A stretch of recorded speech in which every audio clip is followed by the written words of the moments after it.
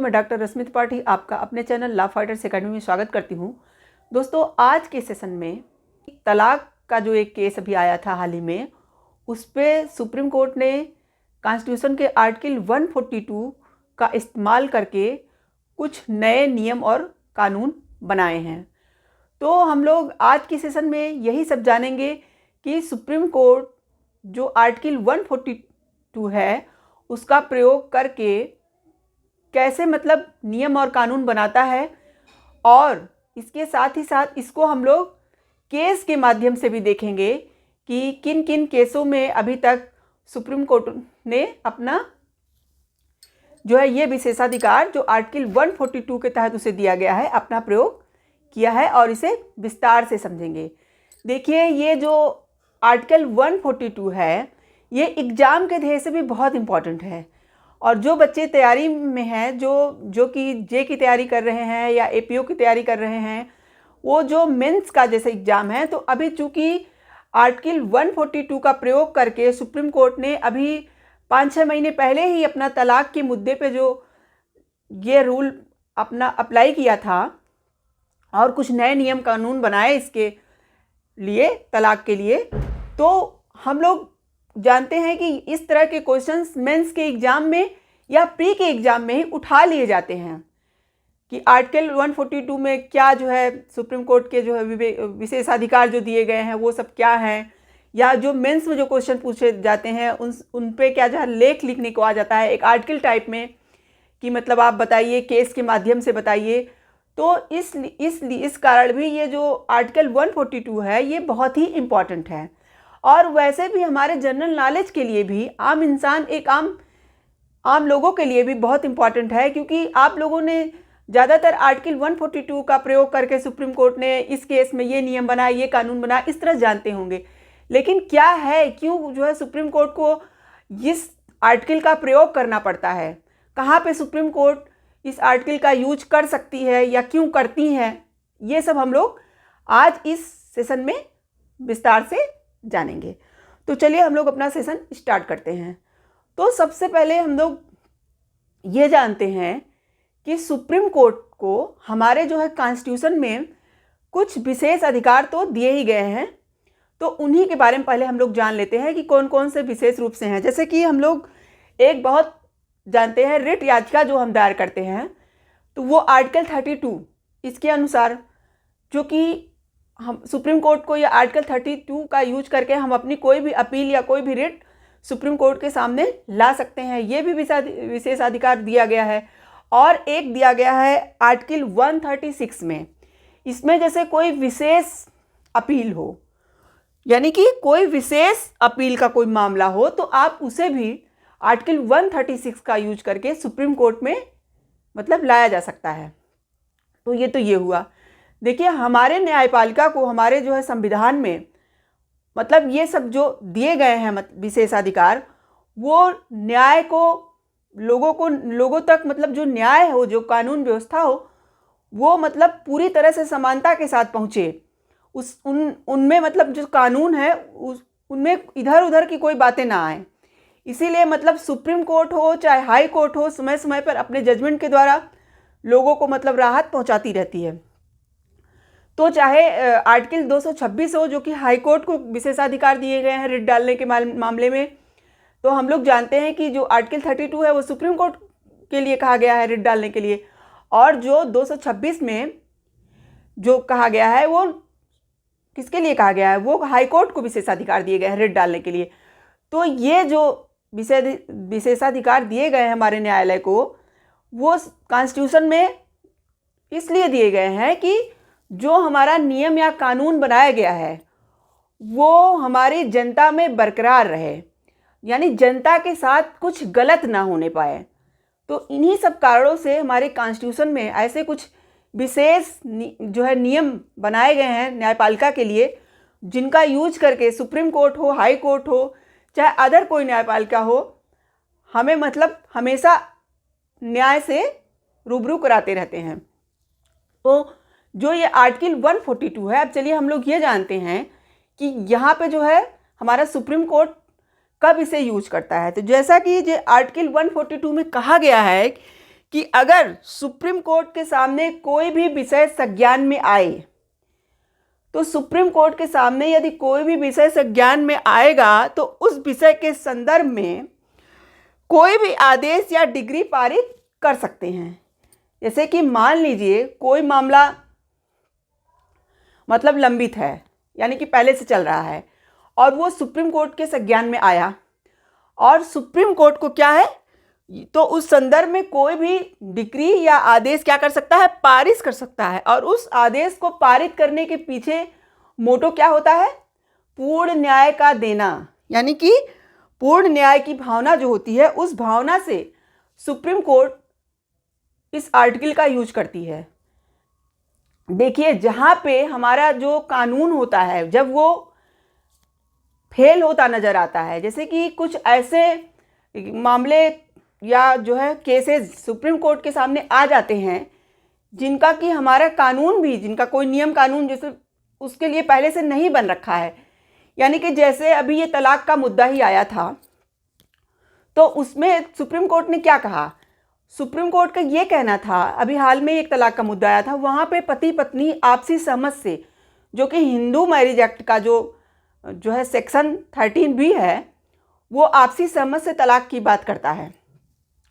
तो यहाँ पे यही मुद्दा था कि पति पत्नी का रिश्ता बहुत ही ज़्यादा बिगड़ चुका था। यानी कि पहली बात तो हमारे यहाँ जल्दी तलाक नहीं होता, तो क्योंकि हमारे यहाँ ये कहा जाता है कि जो भी रिश्ते बन के आते हैं वो भगवान के घर से बन के आते हैं, यानी कि हमारे यहाँ एक धार्मिक मतलब भावना से भी इसको जोड़ा जाता है, तो इसीलिए तलाक जल्दी नहीं दिया जाता है। तो ये जो तलाक का मुद्दा था वो मतलब सुप्रीम कोर्ट का यहाँ पे देखिए आर्टिकल 142 के यूज के द्वारा ही तलाक में कुछ नए कानून इन्होंने बनाया, नई गाइडलाइन दिया, तो ये आर्टिकल 142 का ही वहाँ पे प्रयोग किया। तो उनका ये कहना था कि जब आपसी सहमति ही उनमें नहीं है, तो आपसी सहमति का ग्राउंड तो हमारे जो है उसमें दिया हुआ है हिंदू मैरिज एक्ट में, लेकिन यहाँ पे क्या था कि यहाँ पे जो आपसी सहमति से दोनों लोग करना तो चाहते थे, लेकिन उसमें जो 6 मंथ का समय लगता है, यानी कि जैसे मामला अगर आप कोई वहाँ पे ले जाते हो तलाक का, तो 6 महीने का समय लग जाता है केस की सुनवाई होते होते। तो 6 महीने का जो ये प्रोसेस है वो काफ़ी टाइम ले लेता है। और तो कोर्ट का यही कहना था, जब हम ये जानते हैं कि जो ये शादी का मुद्दा है अब ये आपस में इनके नहीं चलने वाला, यानी इतना बिगड़ चुका है हद से ज़्यादा कि अब इसे आपस में समझाया नहीं जा सकता। देखिए 6 महीने हमारे यहाँ क्यों दिए जाते हैं, इसीलिए क्योंकि जल्दी जैसे आपस में 6 महीने दिया जाएगा तो ये हो सकता है कि वो दोनों लोग तलाक ना लें, वो दोनों लोग सुधर जाएं, वो दोनों लोग आपस में फिर से अपना रिश्ता सुधार लें, तो ये सब बातें होती हैं। तो इसीलिए जो 6 महीने का समय दिया जाता था। लेकिन यहाँ पे सुप्रीम कोर्ट का ये कहना था कि जब मामला इस हद तक बिगड़ चुका है कि अब बन नहीं सकता है, तो वहाँ पे ये 6 महीने का ड्यूरेशन ज़रूरी नहीं है, इसे जो है जल्द से जल्द ही निपटाया जा सकता है। तो ये भी कहा, और एक बात ये कहा कि जो हमारा ये तलाक का मुद्दा था उसमें इस तरह का ग्राउंड नहीं दिया हुआ था कि अगर आपस में जो है रिश्ता इतना बिगड़ जाए कि उसे अब चला पाना मुश्किल हो तो वहाँ तलाक मिल जाए। तो ये वाला भी उन्होंने डाला, और उन्होंने बहुत सारी गाइडलाइंस में अपनी बातें बताई। तो इस तरह से हम लोग देख रहे हैं कि सुप्रीम कोर्ट आर्टिकल 142 का, देखिए इसमें हमारे जो ये वाला जो केस मैंने आपको भी तलाक का मुद्दा बताया जो भी हाल ही का है, इसमें क्या है, जो हमारा हिंदू मैरिज एक्ट है उसमें इस तरह के जो ग्राउंड था वो वाला नहीं था कि अगर रिश्ता बहुत ज़्यादा बिगड़ गया हो, इस तरह का कोई ग्राउंड नहीं दिया गया था। क्रूरता वगैरह का ग्राउंड था, तो इससे कहा गया कि क्रूरता के अंतर्गत ही जोड़ दिया गया एक तरह का, कि आपस में दोनों के रिश्ते इतने ज़्यादा बिगड़ चुके हैं कि अब वो एक साथ रहने को मतलब सही नहीं है उनका एक साथ रहना। तो वहाँ यही सुप्रीम कोर्ट ने आर्टिकल 142 का यूज करके नया गाइडलाइन जारी किया, और उस गाइडलाइन में पति पत्नी को दोनों को समानता का अधिकार भी बताया कि मतलब जो चीज़ें बराबर की हैं दोनों को वो मिलनी चाहिए, चाहे पति हो चाहे पत्नी हो। तो वही यानी कि न्याय के लिए, पूर्ण न्याय के लिए। अब चलिए एक बात हम और समझ लेते हैं कि पूर्ण न्याय और न्याय में क्या अंतर है। यहाँ पे पूर्ण न्याय शब्द का क्यों यूज किया गया है। देखिए पूर्ण न्याय शब्द का यूज इसलिए किया गया कि जो न्याय हमारा होता है, जैसे हमारा कोई कानून होता है वो न्याय देता है, तो कानून जो न्याय देता है वहाँ पे क्या होता है कि जब एविडेंस, मान लीजिए एविडेंस मिला, जिसके पक्ष में मिला, चाहे वो किसी भी तरह से प्रूफ हो जाए, मतलब एविडेंस मिल जाए, तो जिसका जिसके तरफ ज़्यादा एविडेंस वही पक्ष जीत जाता है, तो वहाँ तो न्याय की बात हो जाती है। लेकिन यहाँ पे देखिए, ये नहीं कहा जा सकता कि जो एविडेंस मिला है वो एकदम सही सही रहा हो सकता है कभी कभी क्या होता है कि एविडेंस बनाने के लिए कुछ लोग अगले व्यक्ति के एविडेंस को मिटा भी देते हैं। तो वहाँ पे देखिए, कभी कभी ये भी कहा जाता है हमारा कानून अंधा है। तो क्यों कहा जाता है? इसीलिए कहा जाता है क्योंकि उनको जिस पक्ष में, मतलब वो ये नहीं देखते हैं कि पर्सन कौन है या क्या है, जिधर का पल्ला भारी है वहीं आदेश दे दिया जाता है, मतलब उसी को न्याय मिल जाता है। तो यहाँ पे हम ये नहीं कह सकते कि ये पूर्ण न्याय है। लेकिन हमारा सुप्रीम कोर्ट जो आर्टिकल 142 का यूज करके न्याय देता है उसको पूर्ण न्याय बोलते हैं। पूर्ण न्याय क्यों बोलते हैं?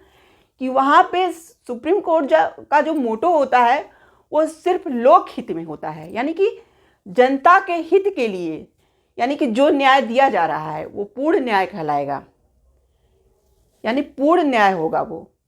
तो यहाँ पे कोई नियम कानून नहीं बने हैं, उसके लिए सुप्रीम कोर्ट को लगता है कि हाँ ये चीज़ इसके लिए सही है, वही चीज़ वो बनाते हैं। और समय समय पर मतलब परिवर्तन होना भी चाहिए। देखिए, ये आर्टिकल 142 का डाला जाना बहुत ही ज़्यादा, मतलब जो ये विशेषाधिकार हमारे सुप्रीम कोर्ट को दिए गए हैं वो बहुत ही ज़्यादा ज़रूरी था। क्योंकि देखिए कि समय परिवर्तनशील होता है, यानी कि समय के अनुसार हर चीज़ें बदलती रहती हैं।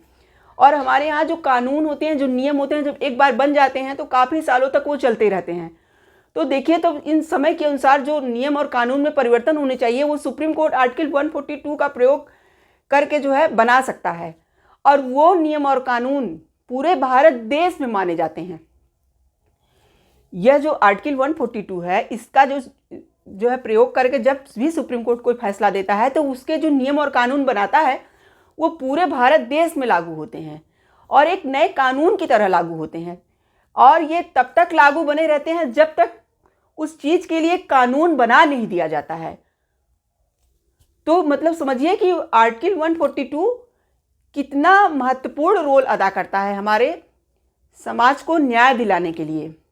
देखिए, हर जगह आर्टिकल 142 का सुप्रीम कोर्ट यूज नहीं करती है, वहीं यूज करती है जहाँ पे कि हाँ लगता है कि अब कोई भी नियम कानून ऐसे नहीं है जहाँ पे न्याय दिया जा सके, यानी ऐसा कोई नियम कानून सुप्रीम कोर्ट के पास रहता ही नहीं है जिससे वो न्याय दे सके। तब वहाँ पे ये नहीं कहा जाएगा कि हमारा जो कानून है, हमारी न्यायपालिका है, वो अब क्या करे, अब तो कोई नियम ही नहीं बचा, न कोई कानून। तब वहाँ पे सुप्रीम कोर्ट आर्टिकल 142 का यूज करता है और नया नियम कानून बनाती है। तो यही आर्टिकल 142 का यूज है।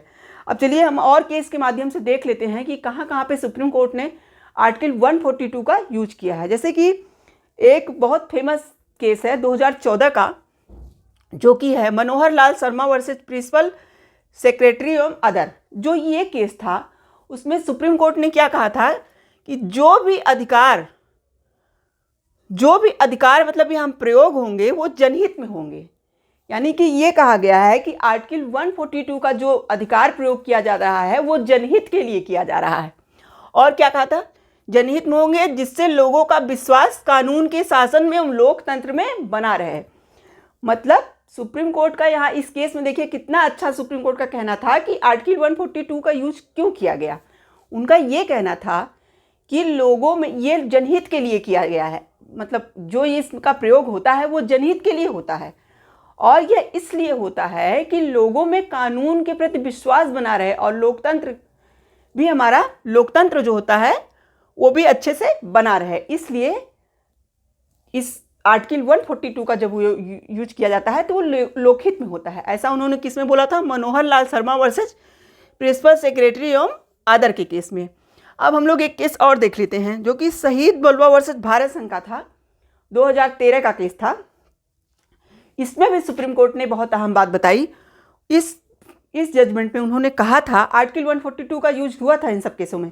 इसमें इन्होंने ये कहा कि जब हमारा कानून किसी भी नागरिक को कोई न्याय देने की स्थिति में नहीं होता है तो वहां पर न्यायपालिका को आर्टिकल 140 के तहत सुप्रीम कोर्ट स्वयं एक कानून बनाता है। मतलब ये जो केस था शहीद बलवा वर्सेस भारत संघ का केस था, जो 2013 का केस है, उसमें सुप्रीम कोर्ट ने अपने जजमेंट में ये बात कही कि जब हमारे कानून में किसी भी तरह के मतलब नागरिकों को न्याय देने की स्थिति में किसी भी तरह का जब कोई कानून नहीं रहता है, तब वहाँ पे सुप्रीम कोर्ट आर्टिकल 142 का प्रयोग करके कुछ नियम और कानून बनाती है। तो जनहित के लिए ऐसा करना पड़ता है। इस केस में भी सुप्रीम कोर्ट ने यही कहा। अब इस तरह से हम लोग देखिए, और है जो हमारा अयोध्या वाला कांड, मतलब अयोध्या का जो अभी फैसला आया था कुछ दिनों पहले, तो अयोध्या के फैसले में भी आर्टिकल 142 का यूज किया गया था। वहाँ पे भी जनहित के लिए ये सब किया गया। तो ऐसे बहुत सारे केसेज हैं। जो भोपाल कांड वाला था, गैस त्रासदी वाला, उसमें भी सुप्रीम कोर्ट ने आर्टिकल 142 का यूज किया था। और इतने सारे लोग जो गैस के रिसाव में मारे गए थे, तो उन लोगों को मुआवजा वगैरह मांगा था, उससे जो भी गैस रिसाव केस में बातें आई थी। तो इस तरह से सुप्रीम कोर्ट न्याय के लिए, लोकहित के लिए तरह तरह के जो है केसेस में अपने जो है आर्टिकल 142 का प्रयोग करके अपने नियम और कानून नए नए बनाए हैं। तो आशा करते हैं कि आपको आर्टिकल 142 समझ में आ गया होगा। अगर नहीं आया हो तो आप प्लीज़ कमेंट बॉक्स में मुझसे क्यूरी करके पूछ सकते हैं। आप मेरे चैनल को लाइक कीजिए, सब्सक्राइब कीजिए, शेयर कीजिए और बेल आइकन को दबाइए, जिससे ऐसे ही नई नई जानकारियों से मैं आपको अवगत कराती रहूँ। तो आज के लिए बस इतना ही। Thank you very much.